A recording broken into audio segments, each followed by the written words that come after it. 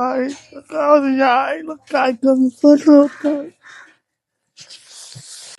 ए कृष्णा भाऊ, तो बलराम दिसतोय तिथं, रडतोय. असं का बसलाय बलराम? अरे काय झालं, काय रडतोय? अरे ये घे, घे, पाणी पी. होते राव. पाणी पी, पाणी पी, पहिलं पाणी पी.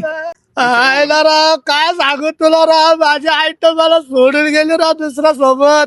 काय कमी पडून नाही दिलं तिला.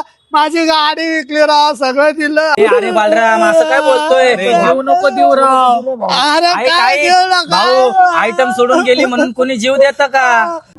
अरे क्रिस, तुला काय सांगू राव, तिला पाहिजे तेव्हा पैसे दिले, पाहिजे तेव्हा तिला फिरायला नेलं राव.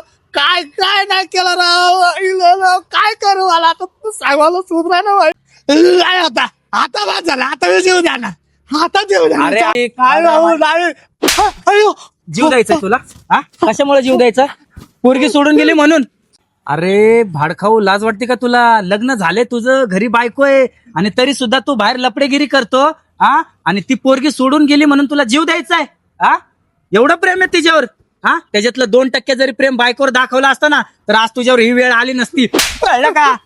घरामध्ये एवढी बायको सारखी लक्ष्मी असताना त्या भंगार मुलीसाठी तू तरसायला लागलाय? हा, अरे तिच्यापेक्षा 10% प्रेम जरी घरी बायकोवर दाखवलं, तिच्यावर शॉपिंगसाठी पैसे उधळणार, तिचा खर्च कर ना. हा, तिची बायको किती खुश होईल. कळतं का तुला? हाय का अक्कल? हा, अरे लाज वाटती. तू मित्र आहे आमचा म्हणताना. बघा, हे असले मित्र असतात.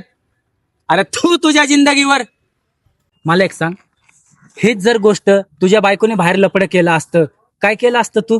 हा, अरे मारून टाकला असतं तू, जीव घेतला असता तुझ्या बायकोचा, बाहेर लफडेगिरी करते म्हणून. हा, आणि तिला तुझं लफडं माहितीये, तरी ती तुला सोडून जात नाहीये. तुझ्या सोबत संसार करते ना, करते ना, मग का फसवतो तुझ्या बायकोला?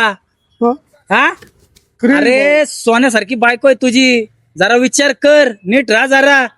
मित्र आहे म्हणून हक्काने सांगतोय, कळलं का? चुकलं भाऊ, चुकलं क्रिस भाऊ, चुकलं माझं.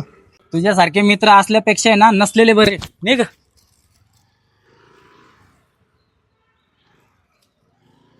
तर मित्रांनो, आजही आपल्या समाजामध्ये असे अनेक महिला आणि पुरुष आहेत की जे लग्न झालं असलं तरी बाहेर लफडेगिरी करतात. तर मला एवढंच म्हणायचंय, घरात सोन्यासारखा नवरा किंवा सोन्यासारखी बायको असताना बाहेर तोंड मारणं हे चुकीचं आहे. तुम्हाला काय वाटतं? कमेंटमध्ये नक्की सांग.